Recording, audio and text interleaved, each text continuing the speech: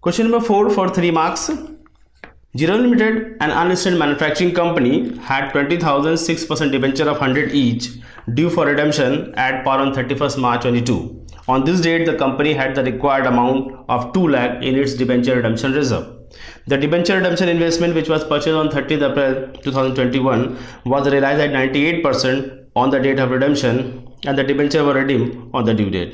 You are required to pass necessary journal entry in the book of the company for the year 2021 and 22. Ignore interest on debenture. Redemption और debenture का बड़ा basic सवाल है, जिसमें सवाल में कह रहे हैं कि एक कंपनी, एक मैन्युफैक्चरिंग कंपनी, वो भी अनलिस्टेड कंपनी है, उसके पास 20,006% डिबेंचर्स हैं जिनका रिडम्पशन 31 मार्च 2022 को होना है, और उस दिन इनके पास ऑलरेडी पहले से डीआरआर बना के रखा हुआ है 2 लाख रुपए, यानी कि डीआरआर की आपको एंट्री पास नहीं करनी पड़ेगी। दूसरा पॉइंट ये है कि डिबेंचर रिडम्पशन इन्वेस्टमेंट उन्होंने परचेज किया है, जो रिक्वायर्ड अमाउंट होगी उस पर, और जब उसको बेचने गए हैं तो 98% बेचा, यानी 2% का नुकसान हुआ है, लॉस। इस लॉस को भी रिकॉर्ड करना पड़ेगा। फिर डिबेंचर रिडीम कर दिए जाते हैं और आपको एंट्रीज बनानी है, बस जिसमें से इंटरेस्ट और डिबेंचर का ख्याल नहीं रखना है। बड़ा आसान है, बेसिक 3-4 एंट्री बनेगी। चलिए मैं बोर्ड पे आपको लेकर चलता हूं और इसकी एंट्री डिस्कस करते हैं। सॉल्यूशन की बात करें तो इसमें डीआरआर की एंट्री बनानी नहीं है, तो मुझे सबसे पहली जो एंट्री बनानी पड़ेगी वो डिबेंचर रिडम्पशन इन्वेस्टमेंट को परचेज करने की, जो कि 30 अप्रैल 2021 को परचेज किया गया था। कितना खरीदना होता है? 15% की रिक्वायरमेंट होती है, यानी 20 लाख का 15%, दैट मीन्स 3 लाख रुपए, 3 लाख आप यहाँ परचेज करेंगे। ये पहली एंट्री होगी। और एंट्री आप बोर्ड पे देख सकते हैं, debenture redemption investment account debit to bank. यहाँ फर्म से पैसा जा रहा है और इन्वेस्टमेंट खरीदा जा रहा है, जो चीज़ आएगी उसको डेबिट करेंगे और पैसा जा रहा है, इसलिए हम लोग बैंक को क्रेडिट कर दे रहे हैं। फिर क्या होगा?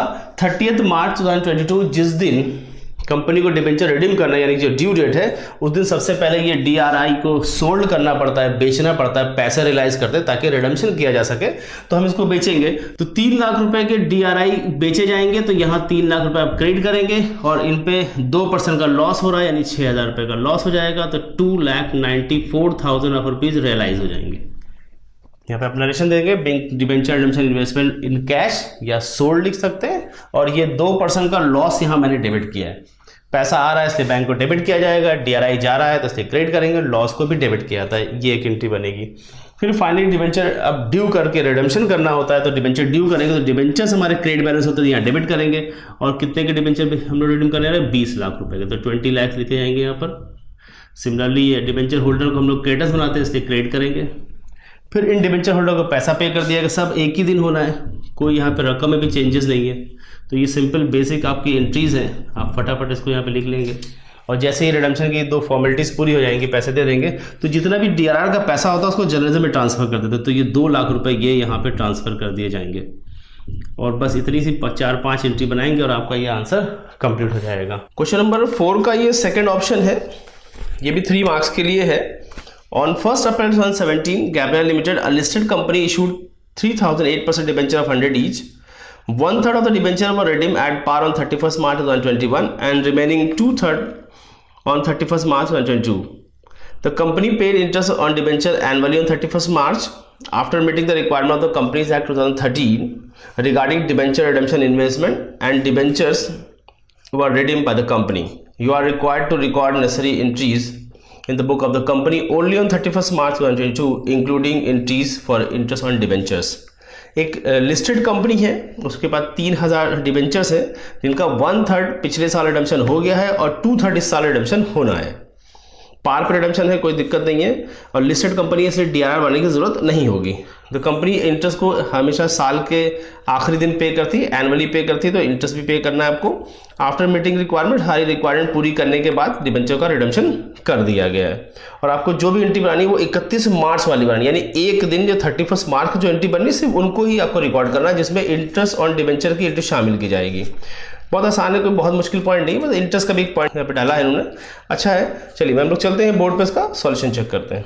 क्वेश्चन नंबर 4 के सॉल्यूशन की बात की जाए, 3 मार्क्स का सवाल है, तो 3-4 एंट्री लिखनी चाहिए, बहुत ज़्यादा बड़ा सवाल नहीं है। तो इसमें सवाल में सबसे जो इंपॉर्टेंट पॉइंट है वो उसमें ये कहा है कि 1/3 डिबेंचर ये ऑलरेडी पिछले साल रिडीम कर चुके हैं, तो इस साल 2/3 करना है। तो 2/3 करने का मतलब ये होगा अगर 2 लाख के डिबेंचर्स हैं और 2 लाख के डिबेंचर्स का अगर हम 15% निकालते हैं DRI के पॉइंट ऑफ व्यू से तो वो हो जाते हैं 30,000 रुपये। तो इन्होंने 30,000 के डिबेंचर का इन्वेस्टमेंट कर रखा होगा, तो हम यहाँ पे क्या करेंगे 30,000 रुपये के डिबेंचर को पहले इन कैश कराएंगे। अच्छा, दूसरी बात है कि ये लिस्टेड कंपनी है तो ये DRR तो बनाएंगे नहीं, इससे सबसे पहले शुरुआत हमारी यहाँ पे होगी bank account debit to debenture redemption investment. ये डिबेंचर रिडेम्पशन इन्वेस्टमेंट को इन कैश कराया है। दूसरी बात आपसे सवाल में स्पेशली कहा था कि 31 मार्च 2022 की एंट्री करनी है, ओनली ऑन 31 मार्च 2022। इस पॉइंट को नोट करें, सिर्फ एक दिन की सारी एंट्रीज लिखनी है। तो मैंने पहला पॉइंट क्या करा, डिबेंचर के इन्वेस्टमेंट को जो हमने इन्वेस्टमेंट किया था उसको इन कैश करा लिया। अब ड्यू करेंगे। दूसरी बात है कि 31 मार्च को यानी 31 मार्च को इंटरेस्ट भी ड्यू होगा और डिबेंचर्स भी ड्यू होंगे, तो मैंने दोनों की कंबाइंड कर दिए। तो डिबेंचर्स हमारे पास कितने रुपए के, 2 लाख रुपए के, तो वो 2 लाख रुपए ले लेंगे और पार पे होना है, ये भी बात क्लियर है एकदम। और इंटरेस्ट कितना आएगा, 16,000 रुपये। 2 लाख रुपए की अमाउंट का 8% 16,000 रुपये, क्योंकि 3 लाख के टोटल डिबेंचर थे, 1 लाख के पिछले साल रिडीम हो गए तो उस पर इंटरेस्ट नहीं देना पड़ेगा। 2 लाख रुपए का 8% निकालेंगे 16,000 रुपये, 16,000। ठीक है जी, तो कुल मिला के 2,16,000 आपके डिबेंचर होल्डर को ड्यू करेंगे और फिर यही रकम सेम डे हम इनको पे करा देंगे, 2,16,000। उसके बाद एक इंटरेस्टिंग पॉइंट ये है कि इसमें DRR को जनरल में ट्रांसफ़र नहीं करना है। दूसरा पॉइंट ये बनता है कि ये जो इंटरेस्ट है इसको PL में ट्रांसफ़र ज़रूर करना पड़ेगा, तो 16,000 यहाँ ट्रांसफ़र कर देंगे और आपका ये पूरा का पूरा आंसर यहाँ पर कंप्लीट हो जाता है। क्वेश्चन नंबर 5 भी 3 मार्क्स के लिए है और इसमें कोई चॉइस भी नहीं है। Viraj, Harsh and Akhil are partners in a firm sharing profits and losses in the ratio of 4/9, 1/3 and 2/9। देखिए रेशियो को थोड़ा अलग तरीके से लिखा है। Akhil dies on 31 March 2022। Viraj acquired 4/9 of Akhil's shares and balance is acquired by Harsh. On the date of Akhil's death, it was decided to value the goodwill of the firm on the basis of 2 years purchase of average super profit. The average net profit made by the firm is 49,000 per annum.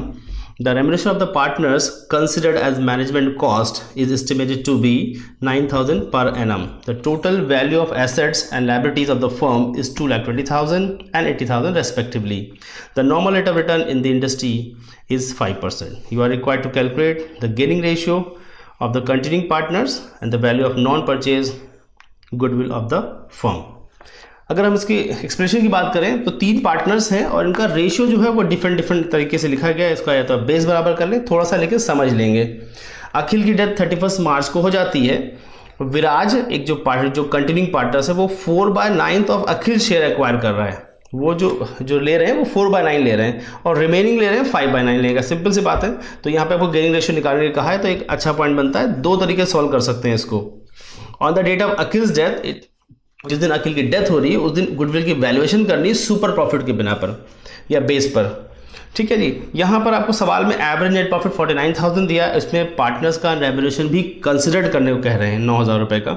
और उसके बाद asset और liability से आप यहाँ पे net asset निकाल लेंगे। 2 एसेट लायबिलिटी दे रखी है और नॉर्मल रेट ऑफ रिटर्न 15% है। सॉल्यूशन हम लोग बोर्ड पे चेक करेंगे बहुत जल्दी से।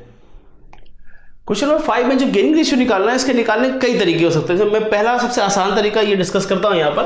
तो विराज का गेन निकालेंगे और सवाल में कहा है विराज एक्वायर 4/9 ऑफ अखिल शेयर। तो ये अखिल का शेयर हो गया, ये 4/9 उसने एक्वायर किया है। आप इसे कैलकुलेट करेंगे तो 8/80 बना जाएगा। सिमिलरली अगर एक बंदा 4/9 एक्वायर करता है तो दूसरा 5/9 एक्वायर करेगा और ये अखिल का शेयर है, 5/9 करेंगे तो 10/81 हो जाएगा। बस को आप रेशियो का फॉर्म में लिख दिए 8:10 या आप लिख सकते हैं 4:5। ये आंसर हो गया। इसका एक और तरीका हो सकता है जो बड़ा आसान है। अगर एक आदमी 4/9 एक्वायर कर रहा है तो दूसरा 1 - 4/9 कर दीजिए, यानी कितना हो जाएगा 5/9, दैट मीन्स 4:5। ये भी एक आसान सा तरीका हो सकता है। कैलकुलेशन ऑफ गुडविल की बात करें तो यहाँ सुपर प्रॉफिट को इस्तेमाल करना है और सुपर प्रॉफिट में सबसे पहले मुझे नॉर्मल प्रॉफिट चाहिए होता है, फिर एक्चुअल प्रॉफिट चाहिए होता है और नॉर्मल प्रॉफिट निकालने के लिए मुझे कैपिटल एम्प्लॉयड चाहिए होता है। कैपिटल एम्प्लॉयड का फॉर्मूला अगर सवाल के पॉइंट से बात की जाए तो total asset minus external liability, total assets minus liability 1,40,000। ये सवाल में साफ साफ दिया हुआ है। तो मैंने पहले क्या निकाल लिया, ये क्या निकाल लिया मैंने, ये आपका हो गया कैपिटल एम्प्लॉयड। अब कैपिटल एम्प्लॉयड निकाला क्यों, क्योंकि नॉर्मल प्रॉफिट निकालना है। अब नॉर्मल प्रॉफिट फॉर्मूला लगाएंगे capital employed multiplied by normal rate of return, तो यहाँ कैलकुलेट करेंगे, ये आपका आ गया नॉर्मल प्रॉफिट। ठीक। अब नॉर्मल प्रॉफिट बाद अब आपको एक्चुअल प्रॉफिट चाहिए होगा। एक्चुअल नेट प्रॉफिट आपका 49,000 दिया है गिवन में से पार्टनर्स का रेम्यूनरेशन कंसिडर्ड करना था, यानी कि पार्टनर्स का रेम्यूनरेशन भी माइनस नहीं किया, अब आप माइनस कर लेंगे यहाँ पे, तो ये आपका क्या हो जाएगा, नेट प्रॉफिट या एक्चुअल प्रॉफिट हो जाएगा। अब सुपर प्रॉफिट में आ जाता है। Super profit is equal to होता है actual profit minus normal profit. Basic formula लगाइए, एक्चुअल प्रॉफिट जगह एक्चुअल प्रॉफिट 40,000, नॉर्मल प्रॉफिट निकाला 21,000, 19,000 आपका क्या हो गया, सुपर प्रॉफिट। देयरफॉर अब आप गुडविल कैलकुलेट कर लिए। 2 years परचेज सवाल में बताया गया साफ साफ, तो 2 into 19,000 of rupees is equal to 38,000, that will be the answer.